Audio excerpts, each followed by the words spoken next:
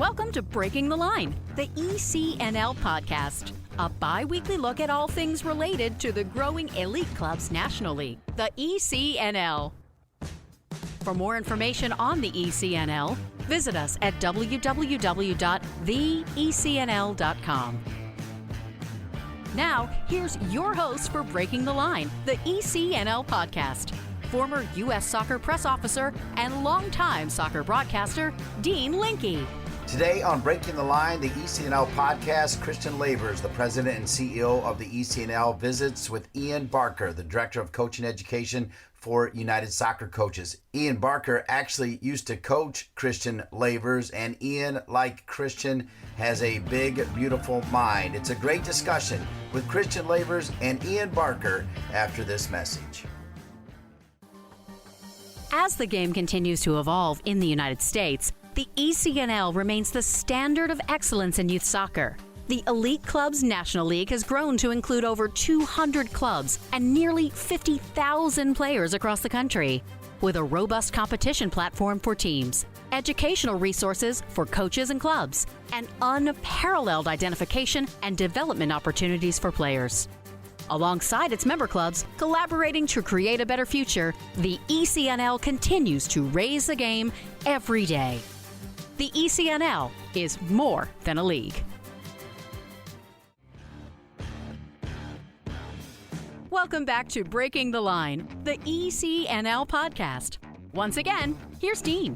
This is Breaking the Line, the ECNL Podcast, where once again my worlds collide as I'm so pleased to be joined by Christian Lavers, of course, the president and CEO of the ECNL and my regular co-host on this show, and Ian Barker, the director of coaching education for United Soccer Coaches, who is routinely a guest, if not leading interviews on the United Soccer Coaches podcast. I've got to know Ian really well in 2014 when we went to Europe, and I got to know him even better when he was a major host during the digital convention. It was a pleasure to work with him both times and a pleasure to have him on the show. Ian Barker, Director of Coaching Education for United Soccer Coaches. Welcome to Breaking the Line, the ECNL Podcast. Thank you, Dean, and thank you, Christian ECNL, for inviting me. I think we're around about show 17, so I got in the top 20, so I'm pretty pleased about that. Well, and Ian, I understand, those two little notes that I had on how well I know you doesn't even come close to how well you and Christian know each other. So I'll let Christian start with that story and let you guys roll. First of all, we're really happy to have you here, Ian. Ian was also at our coaching symposium back in San Diego a few years ago, did a couple of presentations over the days that we were there. But Ian and I go way back to me as a young player through college. And then I got to say, I thank you to Ian for being, one of the first coaching mentors I had as a young person thinking that coaching might be in my future. He was a big help in that and a big mentor for me. And so I think our relationship has continued to grow in a great way. And I always look to Ian for some good objective advice, and appreciate you being here, Ian. And thank you for everything you've done, not just for the game, but also for me personally. No problem at all. There's some stories we could tell. We'll see if we get there. Most people probably know what your position is now, but maybe give a little background on, you've been through D1, D3, now in coaching education, and that's seen you go all over the world. So maybe if you could give the elevator speech in your background and what you currently do now at United Soccer Coaches. Sure. So came to the States in 87, right after graduating at my university in England. I'd taken an FA badge while I was a student. So I had an entry-level badge with the English FA. But it wasn't until I came to the States as a 23-year-old that I realized a couple of things. One, I had a bit of a vocation for coaching in general, but also you can make a living at it, which would not have really been the case for a person like me in Great Britain. So I was able to work at the University of Wisconsin, which parlayed itself into a Division I assistant position, which was really, really good experience, good and bad experience. You learn a lot over those 8 years. Did a stint with Minnesota Youth Soccer and USYS for 10 years. And that state association was one of the more, at the time, one of the stronger and more informed ones. So I thought I'd only be going in for a semester and then go back to college coaching, but I ended up staying 10 years. And then during that time, I also moonlighted and then went full-time with a Division III college called McAllister on the men's side. And then the last 9 years, I've been the director of coaching education for the NSCAA, now United Soccer Coaches. Most of your listeners probably moonlight in the coaching education realm as DOCs or mentoring other club coaches. But my full-time gig is that, and my part-time gig is more working with Olympic development players, clinics, and other player support. I still have a few teams that I get to coach, but I'm definitely more at the coaching education side of the equation right now. So maybe I'll just dive into that. And what do you see as a big difference between being on the coaching education side and being in the actual coaching with players side? It's a good question, because I think in the same way that good players do not necessarily make good coaches, I don't think necessarily good coaches make good coach educators. So I think you have to have an ability. I think the modern coach educator has to be quite self-aware of what their strengths and weaknesses are as a coach and as an educator. And we're not as prescriptive as we used to be in the coaching education realm, where it was very sort of hierarchical. You must take this information and you must apply it back in your environment. I think all of us now are much more interested in the contextual nature of education. So there is no coaching cohort in terms of coaches coming to licensing or education as diverse as the US market. So even with ECNL, you have, in the event I did with you in San Diego, you have team coaches, maybe you have age group coordinators, and you have DOCs. And then in the broader world, we have college coaches, we have some USL and WSL assistants or semi-pro coaches. So when you're sharing content, you're sharing it with best practices, and then you're asking those coaches to go away and intelligently and intentionally apply it in their environment. And I don't think it's for any of us to tell people what their environment is. I think we want them to be critical of their environment, but then understand it in their terms, not in some ivory covered tower. The American coach, if we were to speak generically, is sort of it's a popular punching bag, right? When anything doesn't go well for a national team, it's always an American coach problem or a youth coach problem. You've worked with thousands and thousands of coaches, as you said, across college, youth, even pro and pro academies, I'm sure. It's hard to generalize to the general American coach, but what do you think are some strengths of the American coach or the American coaching education system? First of all, I would say that I wouldn't apologize at all in any way for the quality of US coaches relative to peers in the rest of the world. And that isn't related to coaching education. It isn't related to US soccer or a youth group or college. Just in general, the American coach, soccer coach, many of them have formal 2 or 4 year, at least, educational backgrounds themselves. So they're typically quite well educated. They've got some communication skills. They've got some knowledge acquisition skills. The American coach is pretty well versed in the global game because we have great access to the global game, men's and women's, high level, all around. We have developing professional leagues, which give us role models and things like that. And if you take the country that I grew up in, the UK, most of our top elite managers are actually not English. They're not even British. So because our teams don't always succeed at the international level, because people want to downplay the significance of MLS relative to the English Premier League or La Liga, which is, of course, nonsense to compare those two products, I do think we beat ourselves up. But I think we should celebrate, the fact that Jesse Marsch is now the head coach of one of the top 2 or 3 teams in the Bundesliga. Emma Hayes is assistant coach at Chelsea Women, who are going to have a fantastic year, whatever happens. Denise Reddy. Thank you, is an American. So at the top level, Bob Bradley coached in the Premier League. I know it wasn't successful, but that's the top level. If you look all the way down at the grassroots or the youth, elite competitive youth like ECNL, you've got coaches who are articulate, they're organized, they have a good grasp of technique and tactics, they have a good grasp of basic psychology and communication, they have better awareness of fitness protocols and the importance of rest and sleep and nutrition. So I do not feel embarrassed about the quality of American coaches, and I think American coaches can travel the world and translate well into other coaching environments, because I think American coaches in general are a pretty intelligent bunch. And that would be coaches coming out of ethnic unaffiliated leagues, but representing and coaching the players that they have, as well as our much more traditional, suburban type programs. I think the American coach is doing just fine. Our coaching education programs, inspired primarily, certainly at the federation level and our level, by Northern Europe and Western Europe. But, I know ECNL has a relationship with La Liga. We do see influences from other parts of the world. This is borne out because FAs around the world are coming to America and looking at some of the educational programs we have in our universities and the educational programs that I run and Didier Chabron runs with US Soccer. So I'm very bullish about, championing the American coach. Really interesting perspective. So if I flip it then and say, in all the coach education and all the conversations you have, and let's now drill down to sort of youth, is there one common area that you think could use improvement, or an area where you see coaches struggle in the youth realm? In the youth realm, the coaches, especially coaches at the level of ECNL, there's a lot of pressure from outside, right? Because the parents are indeed the customers and they have expectations, which is completely reasonable. So I think an American coach has a lot of pressure on them. And a lot of the pressure is competitively related, result oriented.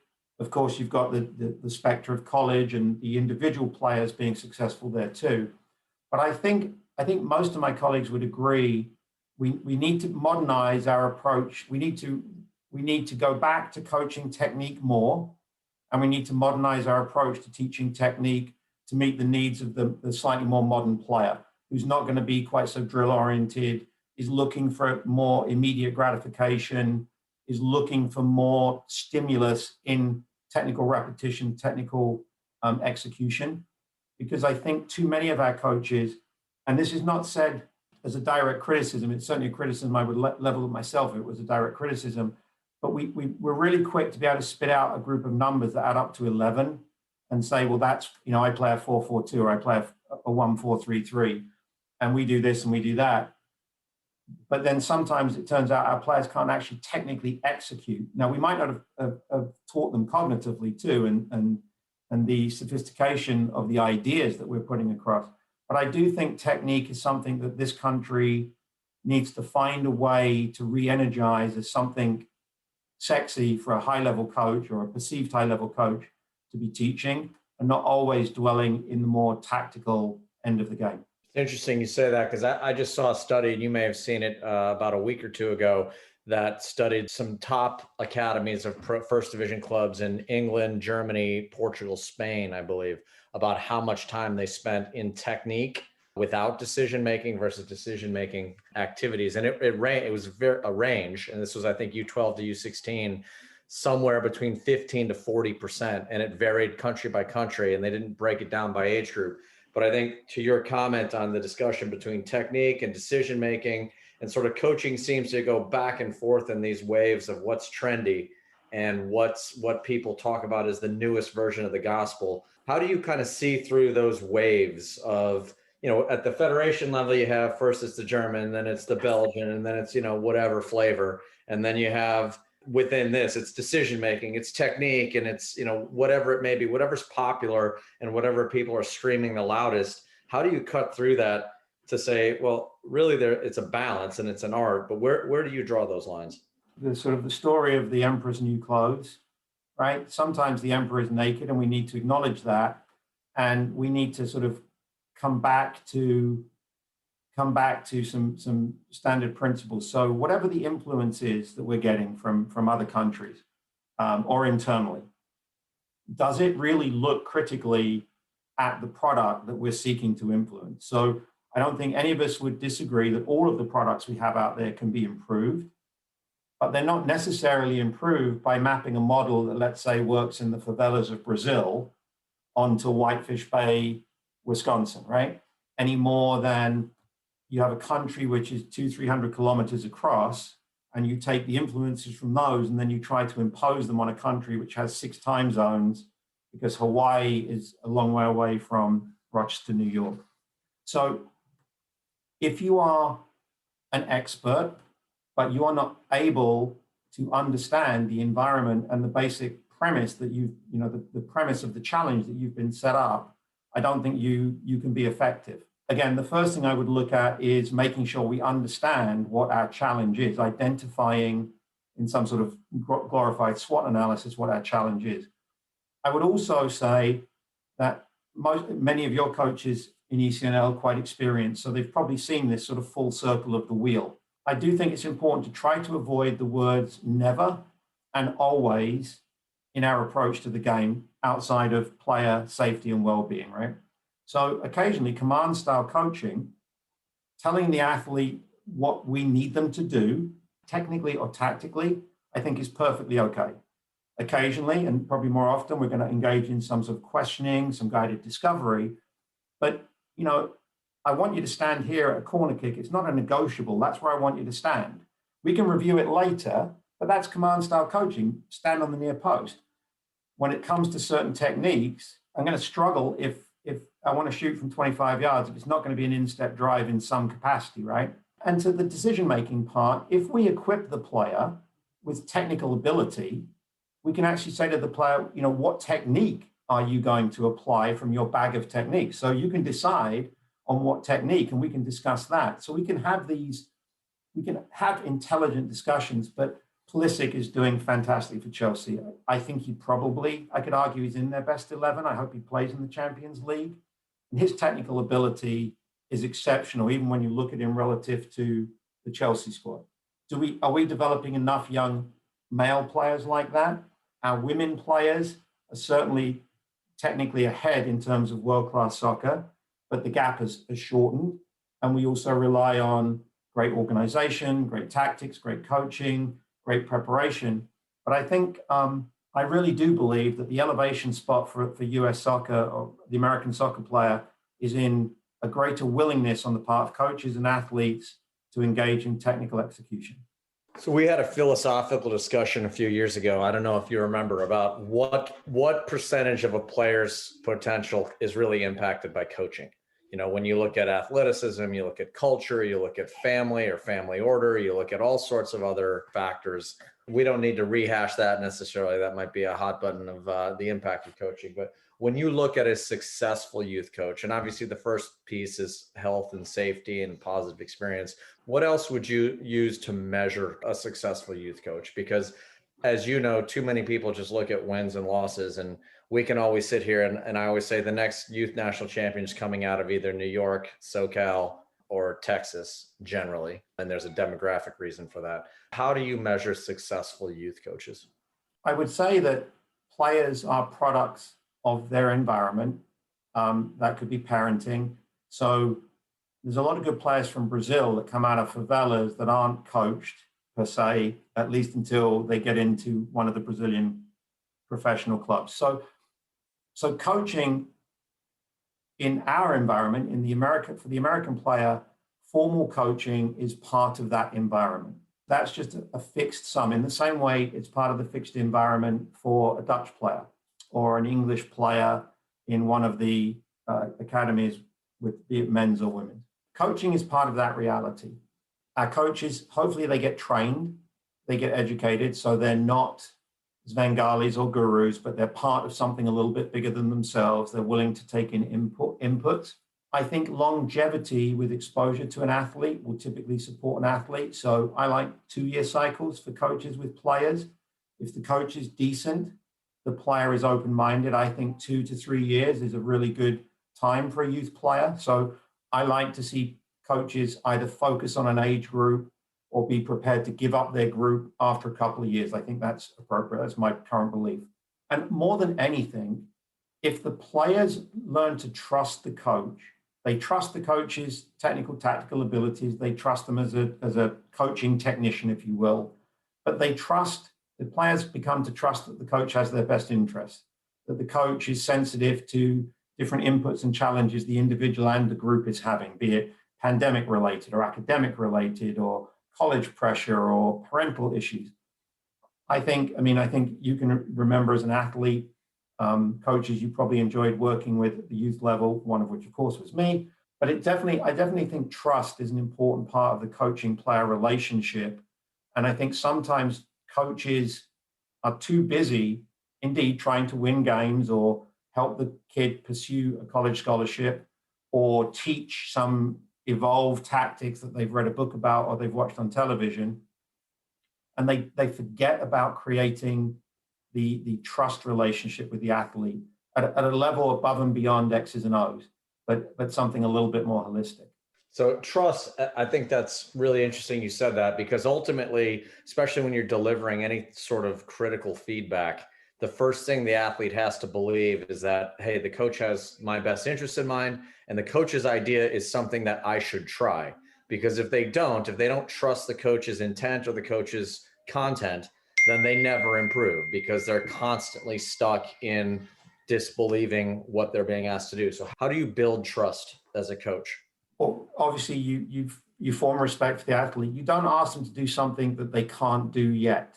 I've been dying to tell this story to somebody other than my wife, but my wife and I were playing pickleball the other day, which is a reflection of my current athletic ability. And I was watching Little League baseball. It was training, and the kids barely could throw a ball. They really couldn't throw a ball. And they knew that it was to run around one way, but some of them would occasionally run around the other way. And the father's yelling, hit the cutoff man. And then when the kid apparently didn't hit the cutoff man, was, what are you doing? So the father was applying his understanding of what Royals baseball does to this group of 7 or 8 year olds who literally could not throw the ball. So I'm not sure the 7 or 8 year olds could probably articulate that they think the coach is foolish, but you've just asked me to do something I don't understand and I physically can't do. How does that even make sense? So I do think part of that is coaches knowing the individual, collective, and big collective abilities of their players, setting realistic goals, but setting challenging goals. So it's this notion of flow, right? You find a goal or an objective or a challenge not so difficult, it creates significant frustration and misery, but not so attainable that the kids are looking around going, the coach isn't setting me enough challenge. That's, I know that's sort of cute and sounds obvious, but I don't think enough of us do it. I think too often the kids go to our training sessions and it's a little bit ho-hum. And I think our kids need to come away from the training sessions either, wow, that was 75 minutes and I want to train again, or a little bit pissed off that it was hard work and kind of tough and it wasn't super engaging, but I really felt like I got something out of it, right? So to some extent, we as coaches, we have to sell what we're doing. If I was to put it to your coaches on the call, we all love to win 5-0, right? It's great to have a 5-0 victory. You know, 10 minutes in, you're going to win 5-0. You sit back, you enjoy it. However, the most enjoyable games for most of us are the games we win 1-0 or lose 1-0, or they're a draw, because it's a competitive battle. I'm constantly working. My kids are constantly working.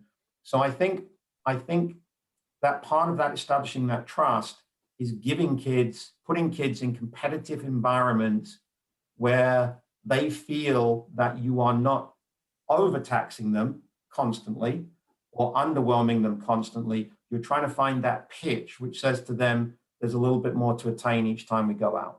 We are indeed getting smarter, spending time with Ian Barker, the Director of Coaching Education for United Soccer Coaches, who is visiting with an old friend, Christian Lavers, the President and CEO of the ECNL. We'll take a break and be back with more Ian Barker on Breaking the Line, the ECNL Podcast. Nike is a proud sponsor of ECNL Girls. Nothing can stop what we can do together to bring positive change to our communities. You can't stop sport, because #you can't stop our voices. Follow Nike on Instagram, Facebook, and Twitter. Soccer.com is proud to partner with the ECNL to support the continued development of soccer in the U.S. at the highest levels. We've been delivering quality soccer equipment and apparel to players, fans, and coaches since 1984. Living and breathing the beautiful game ourselves, our goal at Soccer.com is to inspire you to play better, cheer louder, and have more fun. Visit Soccer.com today to check out our unmatched selection of gear, expert advice, and stories of greatness at every level of the game. Welcome back to segment 2, Breaking the Line, the ECNL Podcast. Christian Lavers, President and CEO of the ECNL, visiting with Ian Barker, the Director of Coaching Education for United Soccer Coaches. Ian, when you look at the changes of the game now over the last 20 years, or your career's gone longer than that, Where do you see it has changed most? Obviously, there's been significant change to the professional level, but whether it's college or whether it's youth, where do you see that today's players or today's atmosphere is just very different than when you began coaching?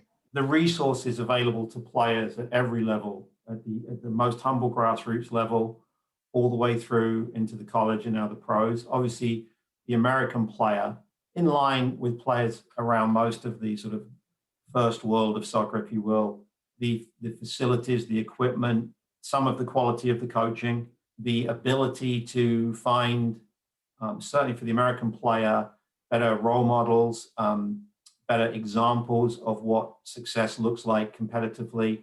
As you know, my days of coaching camps in the US, literally the young students would have, the young campers would have, Michael Jordan shirts on.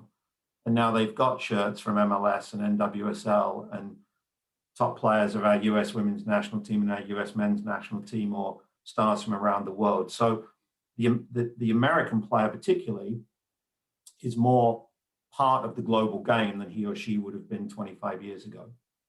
I do think, though, and I mentioned it in the first segment, there's a cyclical nature to what we do. So I would recommend to all of your colleagues to get themselves a copy of Jonathan Wilson's Inverting the Pyramid book and just have it on your bookshelf, especially if you're a coach in ECNL or a DOC running a club who really likes formations and systems, and you're inspired by what Guardiola's doing or what Emma Hayes is doing or what Vlatko's doing or what Greg is doing. I would have that book, because what it tells you is that some of these ideas of multiple lines in a formation, breaking the lines on passes, different forms of set plays, different forms of pressing high, pressing in the mid block, pressing low, that's not new, right? It was there 100 years ago, probably not as well articulated, probably not as well shared on a global basis. But everybody wants to sort of, too many people want to have the Christian Lavers copyright way to play soccer, or the Ian Barker copyright way to play soccer. I would even say this, with all due respect, most of your clubs have a clearly defined style, and that would be great, and they should celebrate that clearly defined style, but they didn't invent it. I really struggle to think there are too many places in the game where we're inventing new things.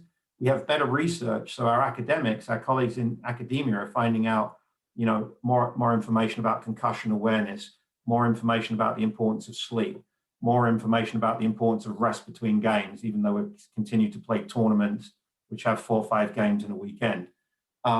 So that we're pushing the boundaries there, but I do think that the basic principles of the game are somewhat immutable. So don't think you're reinventing the wheel. Just go and find out who did a good job with it in previous iterations.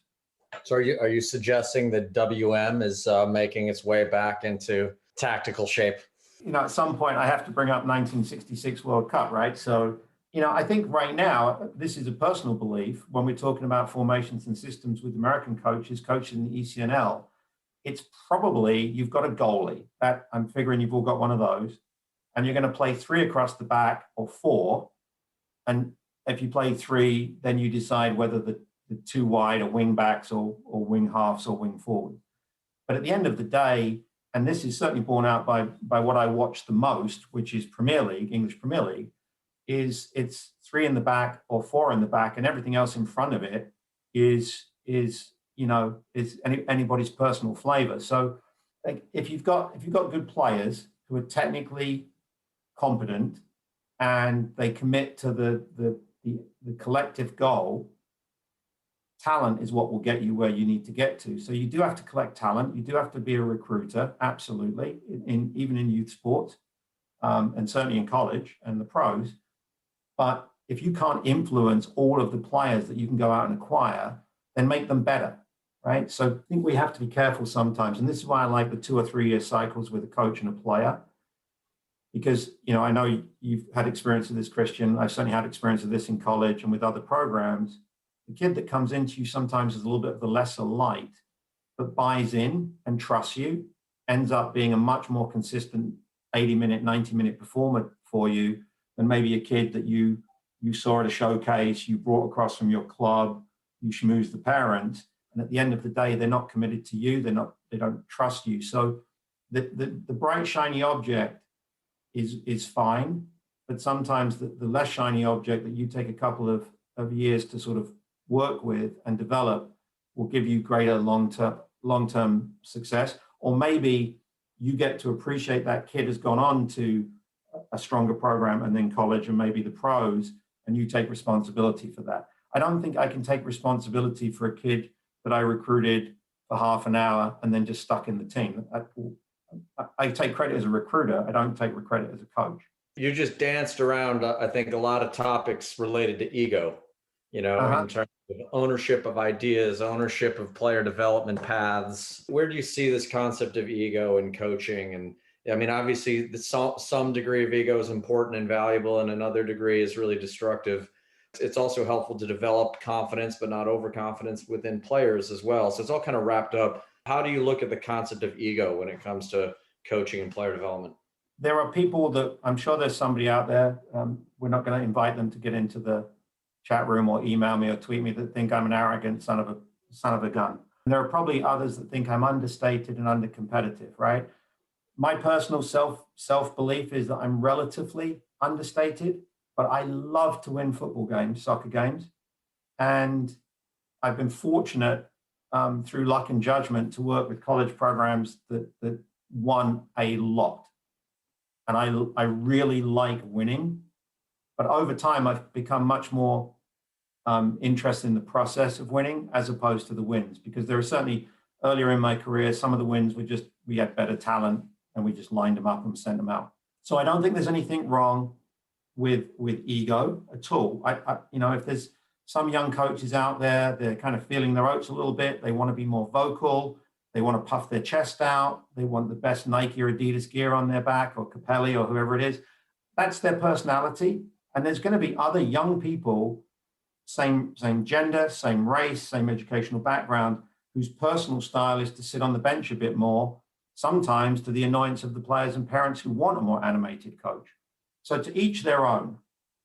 However, this is what I have come to believe very passionately. The successful coach, indeed the successful leader of any sort of group, has to maintain a balance between their will and belief, their ego, and then humility and self-awareness. So for me, it's a continual teeter-totter of balancing those off. If you are exclusively the voice, the ego, the upfront presence, I think you turn around and people aren't following. By the same case, if you're always at the back, managing things, being the master manipulator, but never expressing a personality, never expressing overtly an opinion, sometimes they get ahead of you and you can't bring them back in. So my sort of vision of the coach is the center of the group. I appreciate it's, yes, coach, athlete-centered world. I don't want it to be a coach-centered world, but in as much as the coach, he or herself, has to have that balance of the ego with the self-deprecating appreciation, the humility, the self-awareness. If the coach explains a disappointing result in a ECNL tournament or a competitive game in terms of what the athletes didn't do, what the ref did to cheat them, what the weather did, what the travel did, and at some point in that list of all the reasons why the result wasn't favorable, the coach doesn't take some ownership, that to me is the single most gross and worst expression of ego, right? The first thing would be, what could we have done? What could I have managed? And to the point of control the controllables, I've kind of shifted that thinking to manage the manageable. So it's not quite as stark as control the controllables. It's more manage the whole thing. So can I control the referee? No. Can I influence the referee? Hell yeah. And sometimes influencing the referee might be to berate them because I know the referee is going to respond to that. And other times it might be to put my arm around the referee at halftime and invite them in for a cup of coffee because it's snowing and we've got a clubhouse. I think that this notion of ego, again, comes back to self-awareness and intent. And when you look at managers, top managers, I think you can see how they modulate their expressions of ego, how they're loud when they need to be, they're contemplative when they need to be, and I'm talking now about, top managers in world football, I think the ones that tend to be successful are the ones that are very intentional in their expression of ego. Through that, if I was to pick out a thread, I hear a lot of discussion about sort of managing in the gray areas, right? Where there's not clear answers. And I kind of think of tactics at some level to that degree as well, because in some ways, a tactic is that this outcome is more likely if we play in this way in this area, as opposed to a clear answer. So when you look at a coach operating in the gray areas, how do you find that balance of, I think, as you said it, the self-reflection with the ego? How can coaches develop that comfort in the gray area? How can coaches get some external support maybe? Because I think that's another thing that is missing a lot, especially in the youth game, is coaches having support from peers. How do you create a network that allows you to be more comfort in the gray, or to be more comfortable knowing that you don't always have to have the answer? Yeah, I like the way you phrased the gray areas, because it immediately came to my mind like the false nine, right? Or the number 10 player that finds a gap. Because some coaches, they stand out for their consistency, but also to some extent their predictability, right? And I think as a coach, you want to stand for something, you want to have an identity, but you also want to be continually tweaking it and molding it and reflexive. I would say that coaching, as we all know, can be quite lonely at times, right? We're very blessed to be able to be coaches, but sometimes you take the defeats pretty tough. Sometimes you say goodbye to your athletes and then you're left picking up the equipment. Sometimes the parents turn their back on you, whatever that is. So I do think being a coach can be quite lonely sometimes. So networking, I think, is critical. The community that you formed with ECNL, certainly at the director level when you have the event, the one I participated in San Diego, our convention, I think, is another opportunity for community and network. If you really want to understand how Ian Barker coaches or Christian Lavers coaches, you kind of need to be observing them and around them for more than a 90-minute game, right? You probably want to go to a couple of trainings. I was lucky enough for my convention session to train with the Sporting Kansas City kids, to observe them play and train 4 times before I got to coach them in a clinic. And I watched them working with their coach, Luis, and it was really interesting because I got a much better idea of him watching him for 4 sessions, games and training. And of course, I would have done if I'd have just gone and watched him on a competitive game. And I was on a podcast the other day and we got talking about community, right? So I'll give you a shout out here. You may not remember, but a few years ago we had a conversation and you and I agreed that coaching, and you used the word, is sort of agnostic, in as much as it's one area where you represent a state cup champion in USYS, you're a ECNL top coach with a top club, maybe you're a college coach coming to observe. If you can sit around the table, you can have an intelligent discussion about your coaching of college athletes and the stresses they're under, as opposed to a youth boys or a youth girls team, competitive or not competitive. Put away the club badge, put away the parent organization badge, and enter into more of the community of coaching.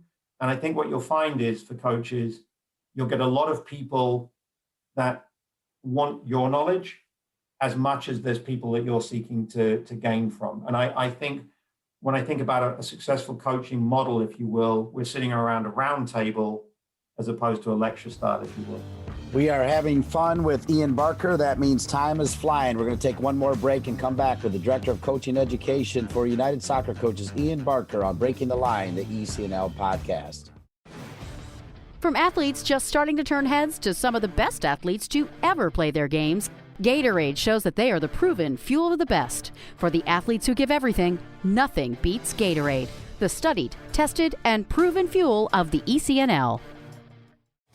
ECNL Boys is partnering with Puma for the 2nd year, driving sport forward with the leading products and the next generation of pros who wear them. Puma has proven themselves as the fastest sports brand in the world, the fastest innovation, the fastest players, and the fastest products in the game. They're the perfect partner to complement the speed and talent of our teams. In keeping with their mantra of forever faster, Puma introduces the world's fastest boot, the Ultra. The only boot engineered for speed, the Ultra combines a woven upper with a lightweight outsole for direct forward motion, speed, and acceleration. It's the best in the game, designed for the best players in the game.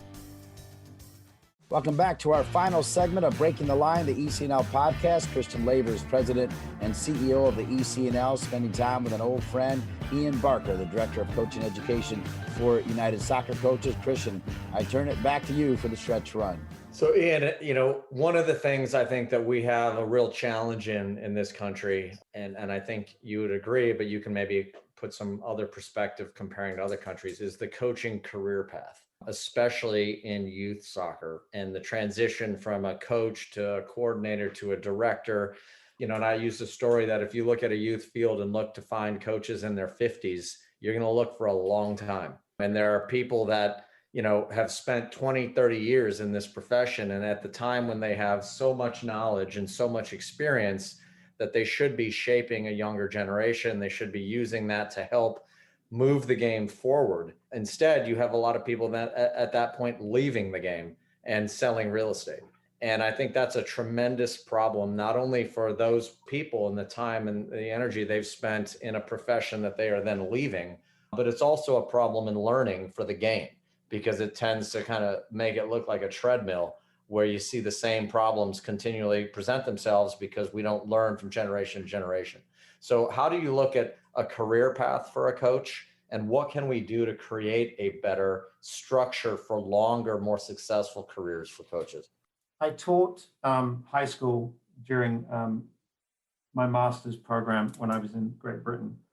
And there were some amazing teachers teaching in very tough environments who loved teaching and loved the students, but burnt out very quickly. Their love was almost too much. There were others that simply mailed it in and just survived the day to get to their pensions. And then there was a much smaller group in the middle that had this, what I consider this balance between self-awareness and humility and will and belief. I'm okay with a number of our colleagues burning out and leaving the sport because it's not their true vocation. I don't think any of us would recommend to any young people out there get into it for the money. Now, the rewards as you go further through your career can mean a very meaningful career relative to some other opportunities. But the first reason you come into the game should not be exclusively for the vast amount of money you potentially could make. I think you have to have a love and desire for the game and a willingness to evolve with the game. I also think most of us should consider ourselves quite fortunate for the power, authority, responsibility that people place in us. So if a group of parents, and indeed the club, give you 18 young people to shape and mold at least for 8 2-hour sessions over the course of a calendar week, yeah, you're having a bad day, right? Yeah, you lost a game or a parent was shitty to you. But at the end of the day, it's a tremendous privilege to be a coach and to have that opportunity. And I think it's one that's respected in the game. But I think organizations, good clubs, need to be conscientious in providing support for their coaches above and beyond. I think educational opportunities are great. Social networking type opportunities, again, the event that you run with ECNL, hopefully our convention does that. Coaching schools and coaching badges can do that. Coaches' socials around the events and tournaments.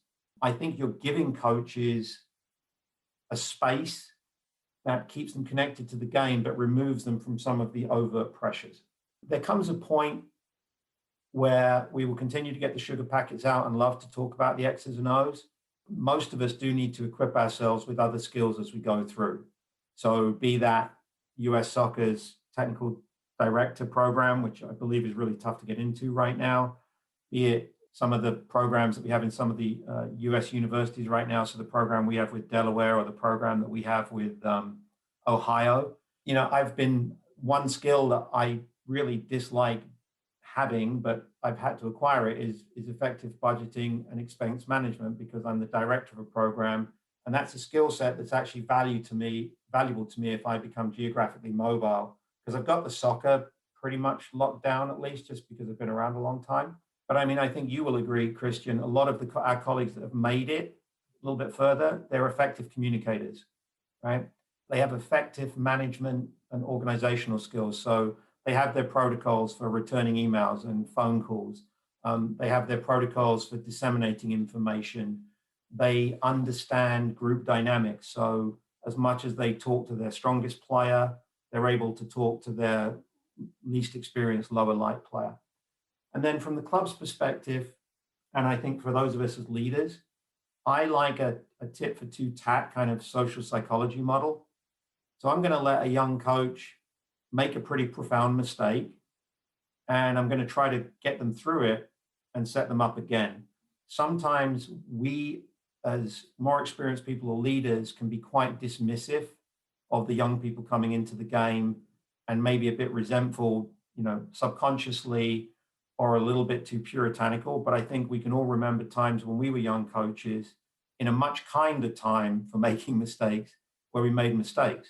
So I think we as leaders need to really identify where we want to invest our time and energies. So, we've got to be good judges of character, but we've also got to be a little bit tolerant of what the new coach, the modern coach might look like. Because the coaches that I'm working with now will have better careers financially and opportunity-wise, the stronger ones than I ever did. And I've got to be comfortable and confident in that. Continuing that discussion sort of about professionalism, because I do think that's an area that coaches want to see it as a profession. They need to act as professionals. They want, more importantly, parents to see it as a profession and not take the perspective of, well, I'm a doctor, I'm a lawyer, and you're a youth coach, and that's cute. How do they create that profession and that professional atmosphere? Jay Howell made the comment to me a few years ago that the game in this country can eat up the best coaches, because the best coaches just get more and more piled onto their plate to the point that they get stretched too thin, they get burned out, and what made them stand out and exceptional kind of gets taken away. And then I look at, your career, and you started in the collegiate environment as an assistant in D1, you moved to D3, now you've moved into coaching education. You've evolved and you've sort of created a path for yourself that's taken you more off the field now in some ways as far as working with players. But I don't think the Ian of today would want to be on the field 15 hours a week like the Ian, or 20 hours a week like the Ian of 30 years ago. So how do coaches look at themselves where they are now, make it a profession, and have a professional trajectory in where they want to go? Yeah, I really, as you can tell, I love the discussion. I have great sympathy for a young coach now, maybe coaching in a good ECNL club, because he or she probably has to have a working knowledge of how to use VO camera or whatever the latest, capture is. Probably needs to have several different apps for communicating. And we've got so involved in all this peripheral stuff around the programming that you almost wonder if the coach ever physically gets to talk to the player, because there are so many other responsibilities that are a reasonable an expectation of the coach these days. And a lot of them are brought on by what was meant to be time-saving products in terms of technologies. It's interesting that when you look at the bench of our national teams, or you look at the bench of our pro teams, and certainly foreign pro teams, there are these massive entourages of staff. That has not translated to the youth game, right? It might be one assistant parent coach if you're lucky sometimes. So what I would say to the young coach is you almost need to have, you certainly have to be much more aware of all of the resources available to you than my generation and your generation as well, Christian. However, at the end of the day, it is a human game, right? So if you're somebody, you can manipulate every app and computer, you can break down performance analysis, and you can spout off, the latest player coming from here and all this, but the players don't care, or they don't think you care about them, or you can't sincerely identify a technical weakness in a player and say, I just think you need to shift the ball 2 inches to your left foot when you're serving out the back, and you'll get an extra 10 yards on the service. I think, again, the emperor's new clothes, the young coach, be good at the core. And I would actually be okay if the young coach said, you know what, I'm not going to use the latest app for communication. I'm going to talk to every player at the end of training for 2 or 3 minutes, whatever, however I manage that interaction, and actually make it less scientific at times. Hopefully good clubs have sports conditioning experts and they have psychologists and all that kind of thing.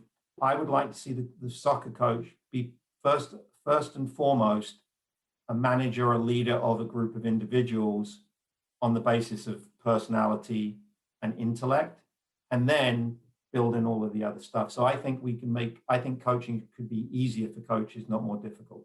I could keep going forever on this, and I appreciate your time, but I'll ask one more question because I think it ties some of this up. And I go back to the importance of mentors.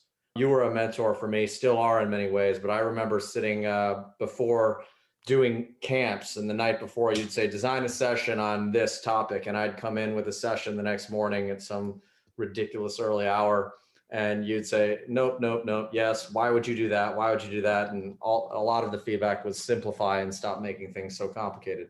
Mentorship is something I don't think there's enough importance placed on it in coaching. I know when I was in my legal career, that was something that was very, very important.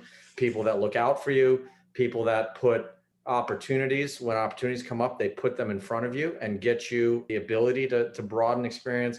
People that kind of keep you, to one of your previous points, keep you from making fatal mistakes, but allow you to make mistakes. How can we do a better job? Where can we get mentors? How important is mentorship for you when you look at young coaches? What are ways in which somebody can find mentors, or and maybe even, I hate to make it sound so formal, but to ask somebody to be a mentor, but how does a coach cultivate a network of mentors that can help them in their career long-term? Yeah. Everybody should read Jim Collins. So go and buy Jim Collins books and read about how Jim Collins works in terms of leadership. I now consider that I had mentors. I would say Jim Launder helped me, Fred Schmaltz helped me, Tim Carter helped me, John Leaney, mainly obviously on the men's side of the game. But I did not use them intentionally as mentors, and they weren't aware that they were mentors. I think in the era we're in now, and you're a bit younger than me, I think there's more intentionality for young people to seek out people that can help them, but not in a cynical, one monodirection way, but in a genuine respect. I really want to know how this coach thinks. And I get lots of that in the coaching education programs because obviously the age gap gets wider for me each year. I think a young coach saying to somebody, maybe not, can you be my mentor? But going up and saying, is there a chance I can get a cup of coffee in 20 minutes of your time? And I'm only going to ask once every couple of months. So I do think it's beholden, or it's incumbent upon the younger coaches to find those people. For those of us that fit into those roles, you've got to be really secure, right? And I think that's why many of us have survived around so long, because we are willing to share back. And that makes you attractive as a hire. It makes you as attractive as somebody wants to talk to. The word that I sort of came up with by luck and judgment is the word emancipation, which obviously is a very loaded word for US history and US culture. But one interpretation of emancipation is releasing potential. So you were quite gracious talking to me there about your recollections of us working camp. It wasn't give you a lesson plan and tell you to do it. It was the way you explained it, at least. We empowered you to go off and come up with some ideas, and then we gave you feedback. Maybe it wasn't the most friendly at times, but we gave you feedback. So we tried to release potential. And it's back to your question about how do we keep coaches in the game? The ones that have potential, they need to be nurtured and empowered. If I spend my entire career trying to keep everybody one rung on the ladder below me, one, I don't think I'd have a very long career, and two, I think I'd be really shitty at my career. My job ultimately is as a steward of the game. Now, I'm not Guardiola or Mourinho. Maybe they have that role with their assistants, but that's the professional game. I'm talking about American coaching, youth, college, coaching education. Our responsibility is to identify potential and release it. That's what the job is of the mentor and of the mentee. If that's the sort of terms we're using, he or she has to realize this is something that they want, and they're going to get better if they associate themselves with people who had experiences. Well, the word that comes to mind in this discussion, and I know this is one of your favorite words because I've heard it used by you a lot, is intentionality. If I was to sum up this discussion, it's about having intentionality in what you do as a coach and where you look for growth and opportunity, how you conduct yourself as a coach, how you relate with players. And this has been a great discussion, and really appreciate you being here and everything you've done for the game. And I'm sure there are thousands of coaches across the country that look at what you've done for them, at whether it's one moment at a coaching school or whether it's a lot of cups of coffee that have impacted them. And when you look out at the players they've impacted, Ian Barker's coaching tree is going to be broad and strong. So thank you for what you've done on that. You mentioned you're in the top 20 here of the ECNL podcast. I think you'll have to be a return guest, because I think these topics are, and this is one of the things I think you're good at, is this isn't talking about coaching from the X's and O's perspective, which really I think there's so much of, and so it's so easy to do that, but talking about things at a little level deeper. And I think that's important. And if we want to have better and better coaches that have longer careers, they need to go deeper in every way that you've said. So I want to thank you for being here, and I'll give you the last word. The youngest coaches up to the most experienced guys in your programming that are ending their careers or towards the end of their careers. For me, it's a 24/7, 365 type responsibility. I'm not suggesting it has to be that for everybody, but I think you summed it up well, Christian. The word intention is just try to be increasingly more aware of what you're doing, why you're doing it, and the impact it has on the people that you're working with. And I think if all of our coaches can start getting into that protocol, I think they become better coaches. I think their players are happier, which means I think we'll develop better players, and I think we'll develop a better game. So that notion of intentionality, I think, is a really good way to sum it up. And with that, we will sum it up and wrap it up. A great visit with Ian Barker, the Director of Coaching Education with the United Soccer Coaches, going one-on-one with Christian Lavers, the President and CEO of the ECNL. Like Christian said, Ian Barker will be back, as they could go on for hours and hours and all of it be informative. For Colin Thrash, our producer, I'm Dean Linke. We'll see you in 2 weeks for another edition of Breaking the Line, the ECNL Podcast. Thanks for listening to Breaking the Line, the ECNL podcast. For more information on the ECNL, visit us at www.theecnl.com. And if you have a suggestion for the show or a great idea for a guest, please email us at info@theecnl.com. Breaking the Line, the ECNL podcast, is an ECNL production. ECNL, more than a league.